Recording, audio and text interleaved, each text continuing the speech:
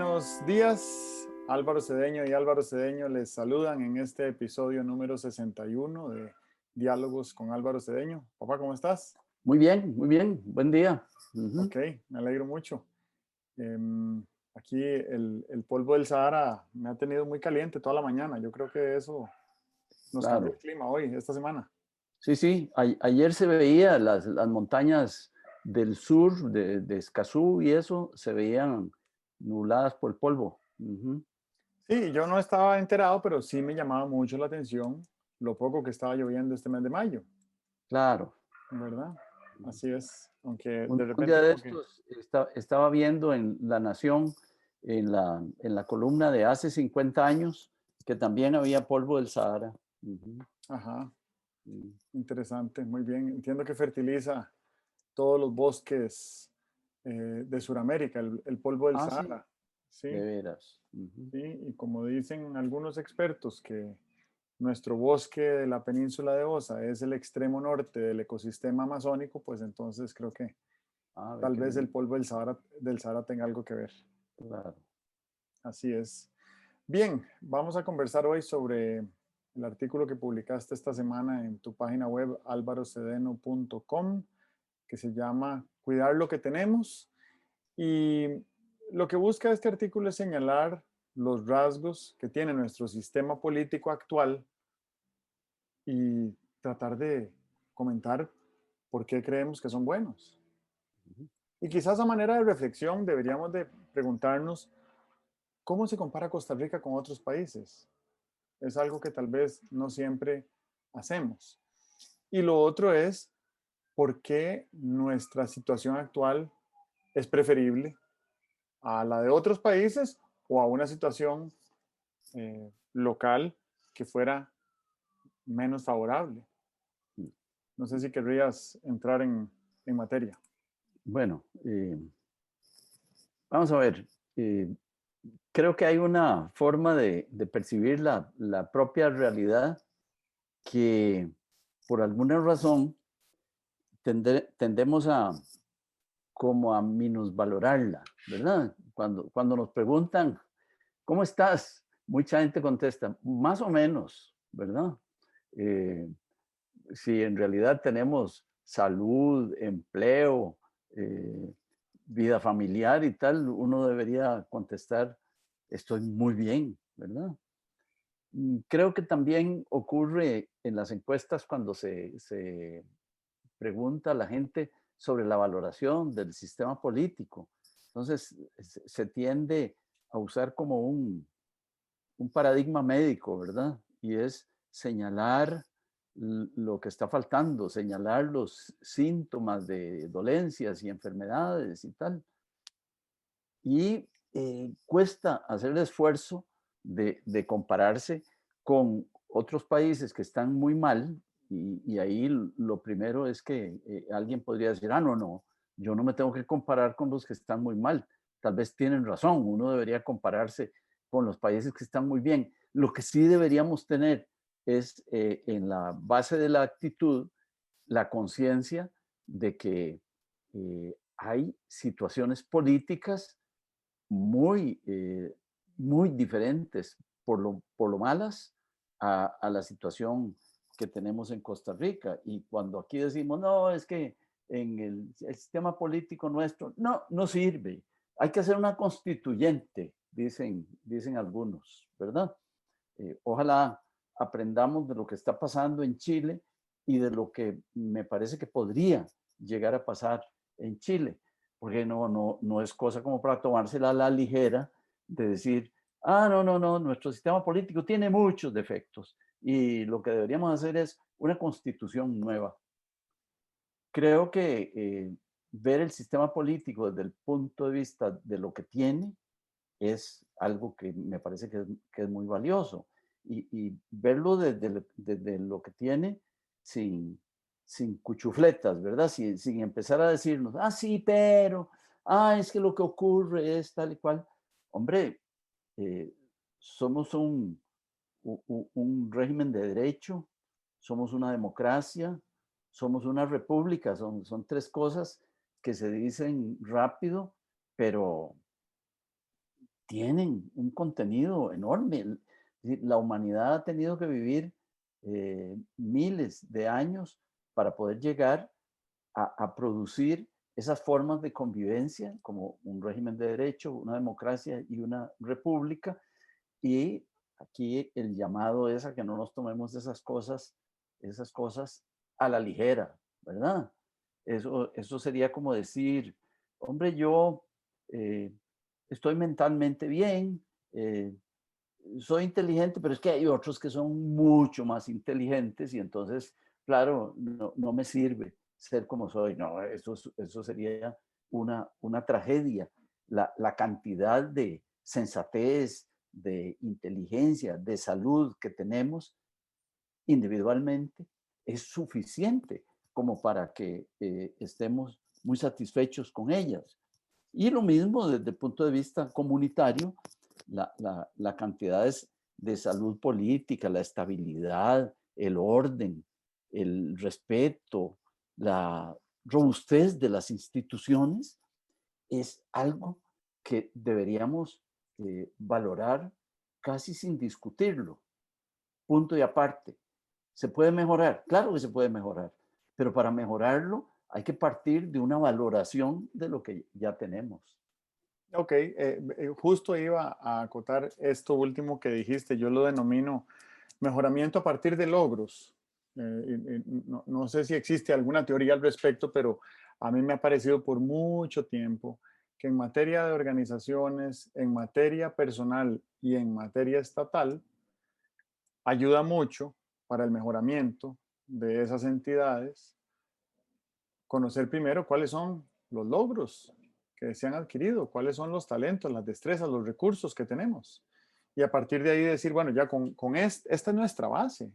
Y a partir de acá podemos construir en direcciones similares a las que han traído esos logros o en otras direcciones. Sí. Porque Ujú. si algo tienen en común esas entidades que mencioné, el ser humano en lo individual, una organización compuesta por seres humanos o un Estado, es que todas, todas sus tendencias y rumbos podemos influir en ellas, Ujú. ¿verdad? No hay nada, creo que lo decíamos un poco la semana pasada, eh, no hay nada en materia estatal, por ejemplo, que esté escrito en piedra. Claro. Ujú. Ni siquiera las normas pétreas, pero no entremos en esa discusión hoy.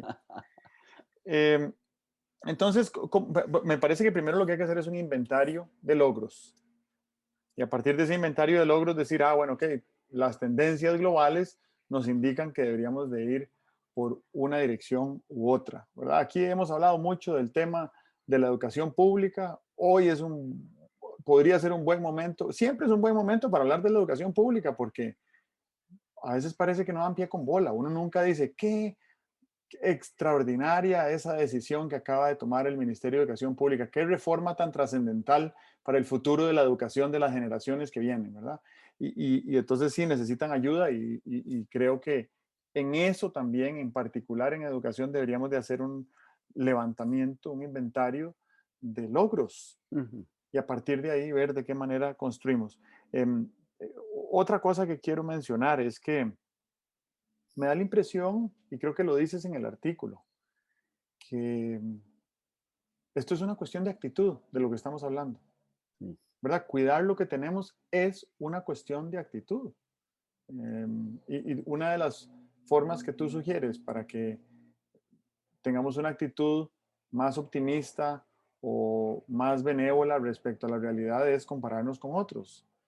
Y sí, pues es facilísimo compararnos con otros que están peor, pero si nos comparamos con otros que están mejor, vamos a encontrar áreas en las cuales nosotros también estamos mejor que ellos, ¿verdad? Y hoy que estamos celebrando la ratificación de la adhesión de Costa Rica a la OCDE, somos miembros de un grupo muy selecto de 38 estados que tiene por norma eh, adoptar mejores prácticas en cada una de las áreas del quehacer del Estado.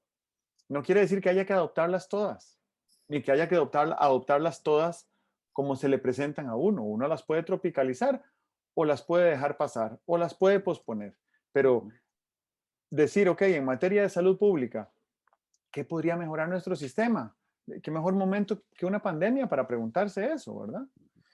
Em, entonces, me parece que dentro de ese conjunto de actitudes que conforman, no le llamemos patriotismo, llamémosle participación ciudadana en los asuntos públicos de la nación, me parece que hay una actitud que es muy tóxica y que se ha difundido a lo largo de los últimos 15 o 20 años, tal vez más allá, me dirás, de que el Estado y sus instituciones y el gobierno y los políticos son un enemigo común.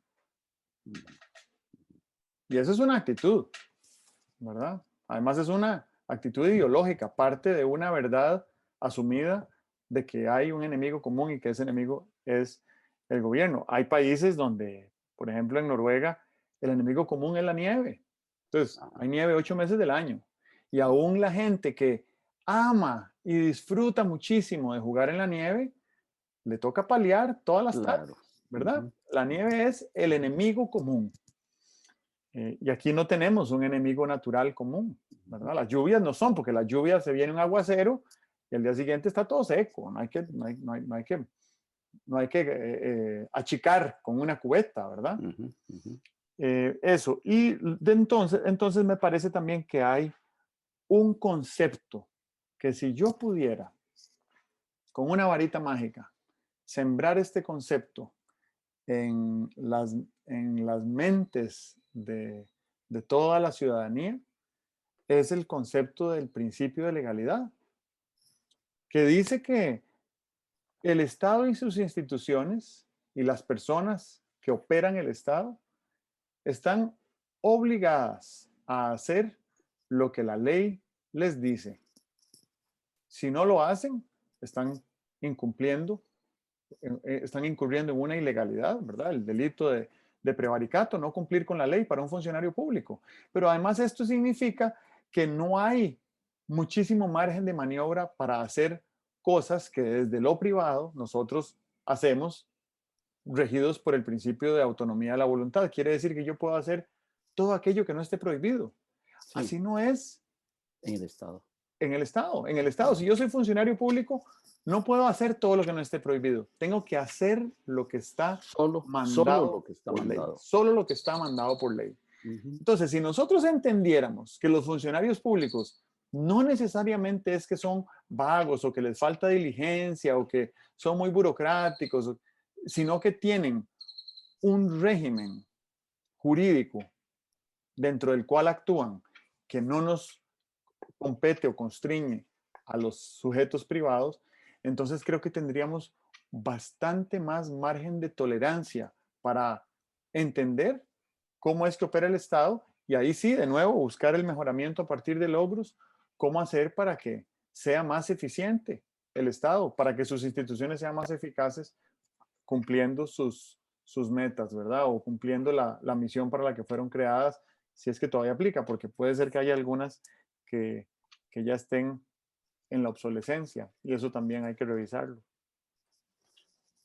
Hay algo que quisiera agregar, y es que nosotros vemos la función del Estado, eh, vamos a ver, es más visible si la calle frente a mi casa tiene agujeros, tiene baches, que si se firmó o no se firmó la adhesión a la OCDE, ¿verdad?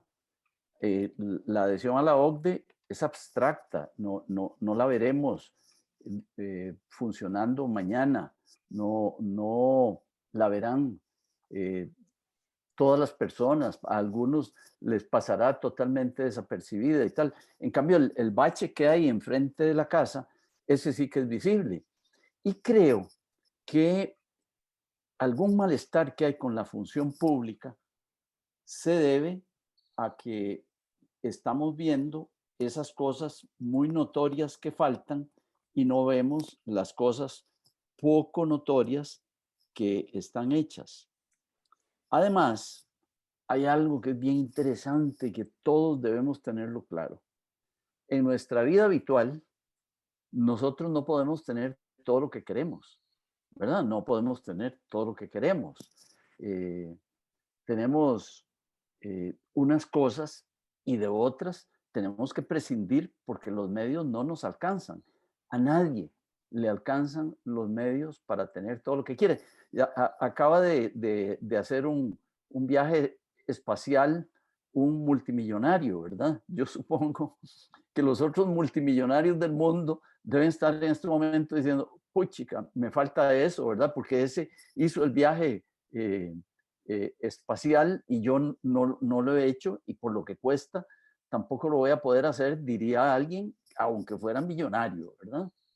Bueno, lo mismo pasa en los países, no podemos tener todo lo que hay que tener, ¿verdad? No podemos tener las mejores carreteras del mundo, los mejores ferrocarriles, los mejores aeropuertos, la mejor educación, la mejor salud, no se puede tener todo.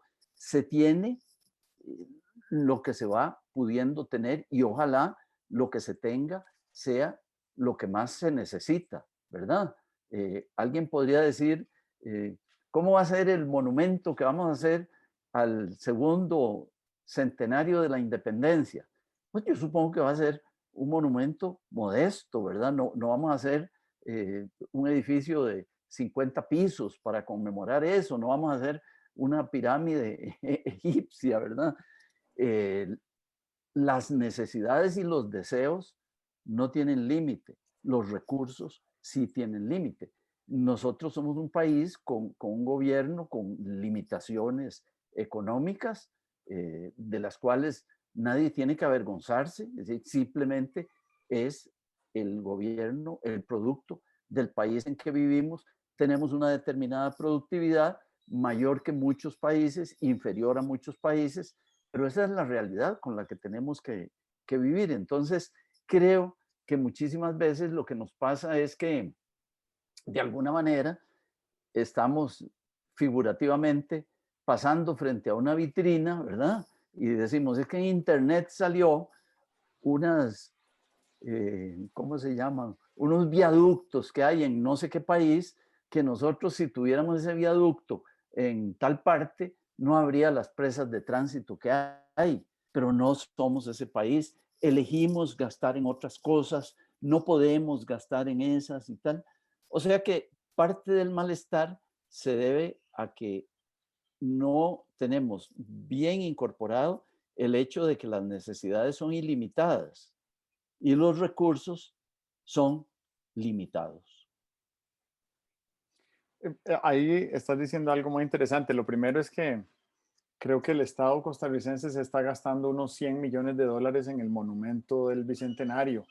Solo que ese monumento se llama Inmunidad del Rebaño contra el COVID, ¿verdad? Ah, qué interesante. Y vamos a haber controlado la pandemia de manera, me parece que definitiva, para el Bicentenario, más o menos, ahí, semanas más, semanas menos. Hombre, sería una buena meta, ¿verdad? Ah, Ujú. sería memorable. ¿Cómo fue que Sí, celebramos el Bicentenario? Bueno, superamos este monstruo, ¿verdad? De 1000 cabezas claro. que ni siquiera creo yo que es nuestro enemigo común, pero bueno, ese es otro tema. Lo otro es que em, creo que algunos de los reclamos que le tenemos al Estado y al gobierno y a los políticos y demás, em, son reclamos que deberían dirigirse a las municipalidades, ¿verdad? Que son Ajá, gobiernos ajá. locales. Puede ser que el bache que hay en el pavimento frente a tu casa sea en una vía municipal y que sea la municipalidad a la que le corresponda arreglarlo. Y creo yo que tenemos mayor capacidad de agencia, mayor capacidad de gestión como ciudadanos, yendo a tocar la puerta a la municipalidad. Es más probable que el alcalde nos atienda, Claro, ¿verdad? Para ver cómo le puedo ayudar yo a que me resuelva un problema que yo tengo, porque ya yo puedo llenar el hueco con arena y piedra, pero va a sí. estar otra vez agujereado dentro de un mes. Ujú, ujú. Eso también me parece que es importante. Yo he creído en los últimos 2 años que menos, el último año, desde el año pasado que hubo elecciones de alcaldes, que el futuro de la democracia costarricense descansa sobre el régimen municipal. Y si nosotros tuviéramos un régimen municipal mucho más robusto que el actual, sin cambiar leyes, Sí, simplemente cambiando un poco el rigor con el que ejercemos nuestra participación ciudadana para tomar las riendas de los asuntos municipales o para ayudarle a la alcaldía a resolver los problemas que son de nuestra comunidad más próxima. ujú, Eh, Ahí creo yo que tendríamos muchísimo más robusta y notoria la presencia del Estado y de la gobernanza pública en nuestro quehacer. Y creo que tu artículo me inspiró dos ideas y tal vez las menciono ahora juntas. La primera es la idea de la gratitud. He estado estudiando recientemente sobre el tema de la gratitud. Vieras que yo no sabía nada de la gratitud y me he dado cuenta de que es una vacuna natural contra la depresión, por ejemplo. claro. Ujú, ¿Verdad? Es un medicamento eh, absolutamente saludable, natural, orgánico. Se puede consumir y producir, autoproducir todo el día sí, para mejorar la salud mental. claro. Ujú, Y entonces me gusta pensar que uno puede aplicar la idea de la gratitud a la participación ciudadana. Y entonces retomo la idea aquella del mejoramiento a partir de logros. Eh, no solo es hacer un inventario de esos logros, es sentirnos agradecidos por esos logros y por las personas que los forjaron, que en muchos casos, en un estado tan, tan, tan maduro como el nuestro, muchos de esos logros fueron gestados por gente que ya no está, ¿verdad?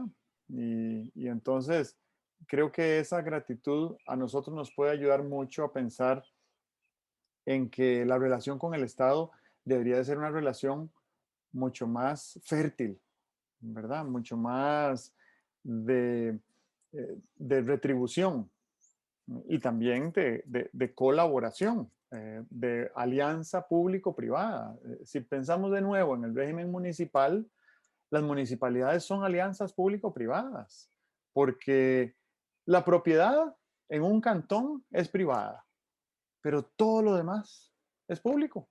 claro. Entonces, Ujú, una municipalidad es una alianza público-privada y estamos de acuerdo en que haya un grupo de personas y una burocracia local que administre esas cosas públicas para mejorar el bienestar y la calidad de vida de lo privado, ¿verdad?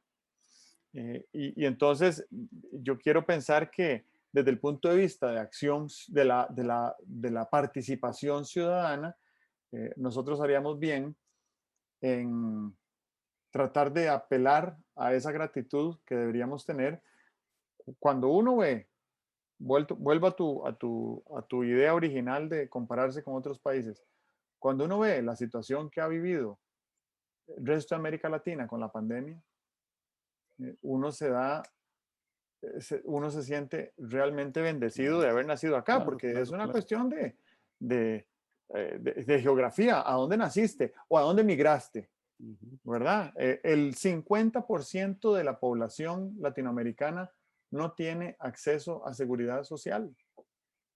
Y aquí en Costa Rica la tienes aunque no estés registrado en la caja, pues ahí te cobrarán, pero no te pueden negar la atención a la salud. Y por eso es tan preocupante esto que estamos viviendo este mes de mayo, de que no hay camas para las personas que las necesitan. Y si uno ve, por ejemplo, el domingo vi una foto muy impactante de un soldado israelí apuntando con su arma de grueso calibre automática al rostro de un niño de 4 años, palestino, ujú, ¿verdad? Y entonces mi reacción inmediata es, en Costa Rica eso es imposible.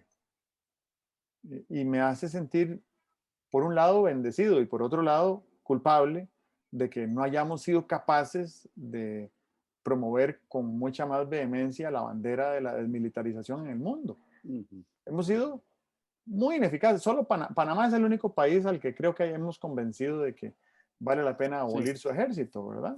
Ujú. Así es. Esto que estás mencionando sobre sobre el agradecimiento, sobre la gratitud. Eh, Desde hace unos años, el tema de la felicidad se está tratando académicamente. La Universidad de Yale tiene un curso eh, online en Coursera sobre cómo gestionar la felicidad.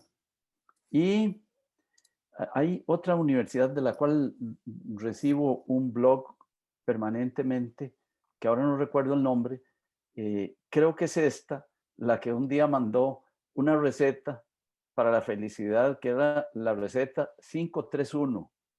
Y entonces, 5 es, medite todos los días al menos 5 minutos. Agradezca todos los días 3 cosas y haga todos los días una buena acción. Entonces, uno podría pasar la receta 5-3-1 al plano cívico. Uno podría decir, bueno, reflexionemos todos los días sobre lo que tenemos en el país, ¿verdad? Y comparémonos, veamos, etcétera, ¿ok? La, la, la diferencia que hay entre nuestra forma de vivir y la forma de vivir de otros países aún muy cercanos. Agradezcamos todos los días 3 cosas, ¿verdad? Y pensemos todos los días en hacer una contribución al sostenimiento de este sistema político en el cual vivimos. Esto no quiere decir que no entendamos tú y yo y muchísima de la gente que nos lee y nos escucha cuáles son las cosas que pueden ser mejoradas. Y algunas de las cosas que pueden ser mejoradas las llamamos cosas que pueden ser mejoradas por, por desfigurar el término, porque podríamos llamarlas errores o defectos. Hay errores y defectos en nuestro sistema político. Algunos son tan evidentes que uno dice, hombre, con poco que se hubieran puesto a pensar en esto, hubieran reaccionado, ¿verdad? Un ejemplo. La Contraloría General de la República dice que hay, no me acuerdo, como 9 iniciativas en la Asamblea Legislativa que tienen los diputados, las van a estar viendo en los próximos días, que tienen defectos que la Contraloría les ha señalado, defectos de control o defectos de eficacia. Bueno, ahí no podríamos decir, es un área de mejoramiento, dejar de hacer tonterías. No, hombre, es una obligación mantener contacto con lo que la Contraloría produce, porque lo que produce es bastante robusto, es una entidad especializada, muy seria, totalmente instalada en nuestro sistema institucional, ¿verdad? A la que uno debería, de alguna manera, ponerle mucha atención. Bueno, eso está ahí, es para mejorarlo y posiblemente los diputados, ahora que la Contraloría tocó la campana, pues la van a atender. Contraloría que es un órgano que alimenta a la Asamblea Legislativa, ¿verdad? Eso es una construcción institucional muy valiosa, ¿verdad? Que haya toda esa gente con toda esa capacidad, con esa ley orgánica, trabajando para que la Asamblea pueda cumplir mejor su cometido, ¿verdad? Eso es una belleza desde el punto de vista institucional.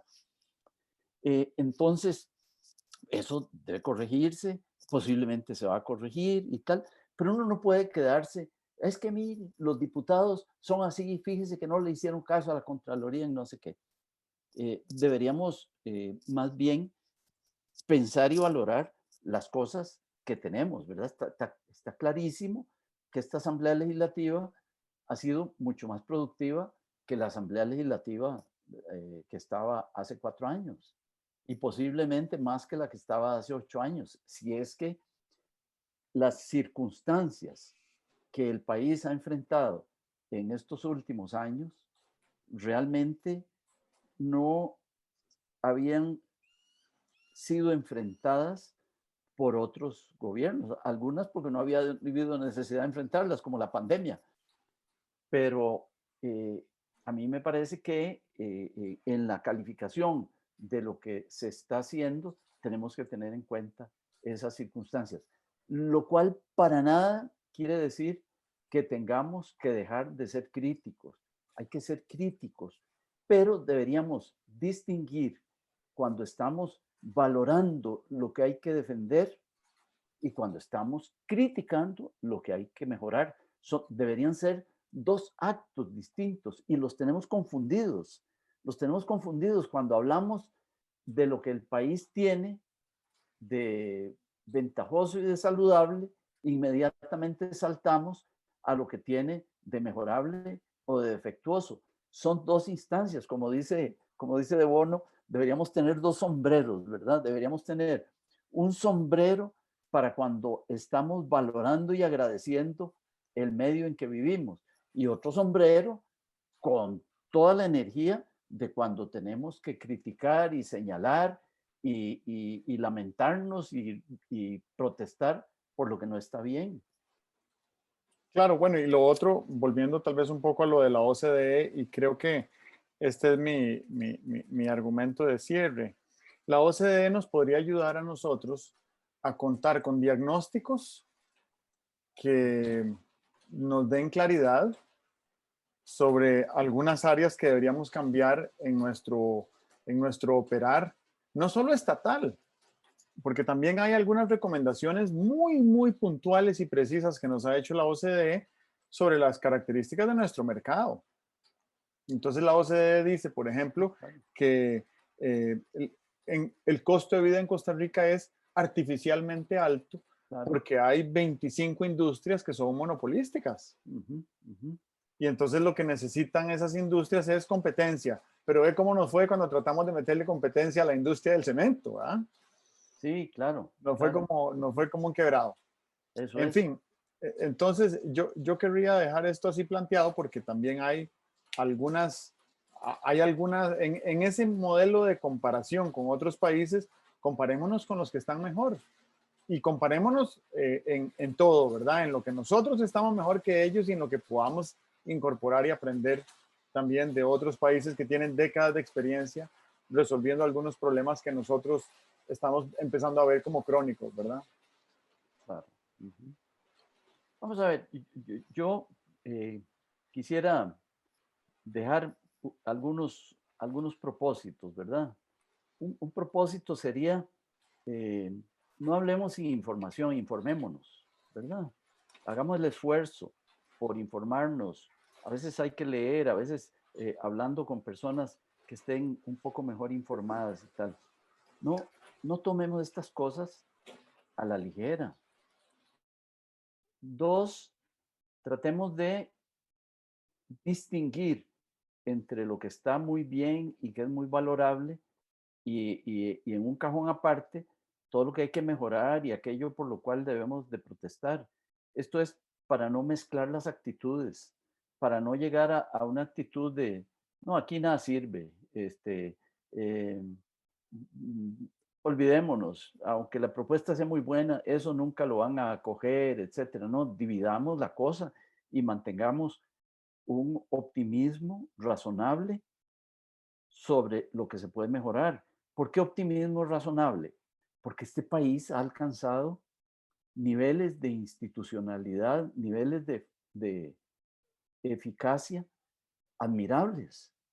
Entonces tenemos derecho a tener esperanza de que podamos alcanzar niveles superiores. Tercero, no confundamos la campaña política con un partido como el de, ¿cuándo es el domingo? Hoy miércoles, ¿verdad? Es decir, hoy miércoles usted puede sentarse, ahora no hay graderías, pero los de una gradería queriendo que pierdan los que están en la gradería de enfrente. Pero en el país no podemos hacer eso. Todos estamos en la misma gradería, ¿verdad? Entonces, arrimemos el hombro para tratar de tener una buena disposición, una mejor información y para tratar de impulsar a las personas que creemos que tienen mayor capacidad para desarrollar esas mejoras, ¿verdad? Y bueno, la otra cosa es no nos tapemos los ojos, no nos tapemos los oídos, todos tenemos que participar. Una democracia, una democracia sin participación es como un sistema telefónico donde la gente no tiene teléfonos. Tenemos un buen sistema telefónico, pero nadie tiene teléfono, entonces nadie habla con nadie, ¿verdad? Hagamos de la democracia un sistema telefónico donde todos tengamos teléfono y donde todos podamos intercambiarnos mensajes con ánimo constructivo, ¿verdad? Muy bien. Ok. Bueno, Muchas gracias. Y conversamos la próxima semana. de acuerdo, muy bien. Que estés bien. ¿Ok? Chao.